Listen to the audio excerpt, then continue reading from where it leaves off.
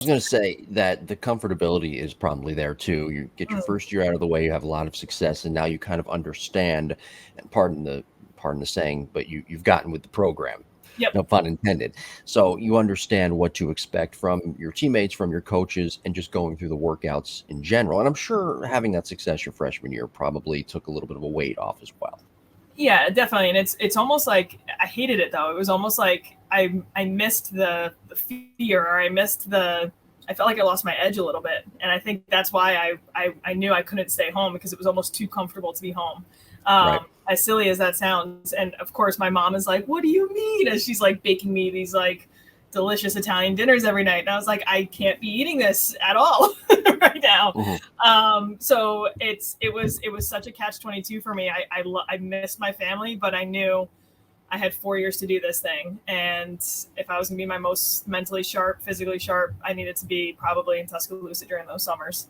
Sure. Yeah. You know, it reminds me of watching The Captain right now. Of Mm, course, the documentary about Derek Jeter, and I've haven't had a chance to watch it on live TV. I watched it on ESPN Plus, and I like what you said there. Reminds me of what he used to say about having to come back every spring training and try to re-win his job. And that's kind of what it sounded like with your mindset going into both your sophomore, junior, and of course your senior years as well.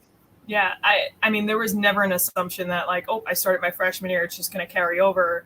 There was Mhm. always new hurdles in my way, and again, not for me to start, but for us to win.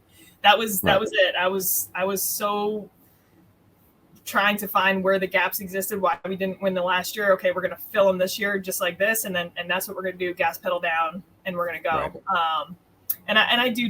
I really, honestly, truly think that there is no greater disrespect to your teammates who are not playing to have Hmm. someone who is just maybe a little bit more talented show up and not work as hard. Like, Yeah. I don't know what other slap in the face you could do. I wanted to make sure if I was playing, I was one of the hardest workers then, It sounds especially. like, and it sounds like to me that you had a shift here in leadership at this point. And I was going to touch on that going into your junior year, but it sounds like with you and your previous success and what you're talking about, you kind of took over more of a leadership role, even though you were only a sophomore. Yeah, we had five seniors graduate my freshman year, Hmm. and there were only two seniors going into that next year. Yeah. And um, so it was more of a sense too that I didn't realize it. I had all of a sudden became a little bit of a leader of my class, and then all of a sudden Hmm. the new freshmen that just came in were looking to me because they were like, "Hey, you just played last year," and I Hmm. realized no, two things: if someone's looking up to you, you're a leader whether you like it or not. And then Sure. two, I was going to have probably a why was I waiting for my senior year to lead when I could essentially lead close to 10 of the 20 people on my team when it came to my class and the sophomores or the freshmen, Yeah. excuse me. Um, that and I thought, okay, I could help this senior class that only has two people playing in it right now.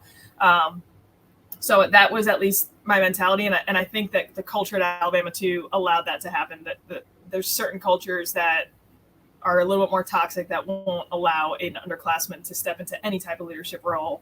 Yeah. But it was definitely encouraged, and there was a ton of respect amongst the entire team to allow that to happen.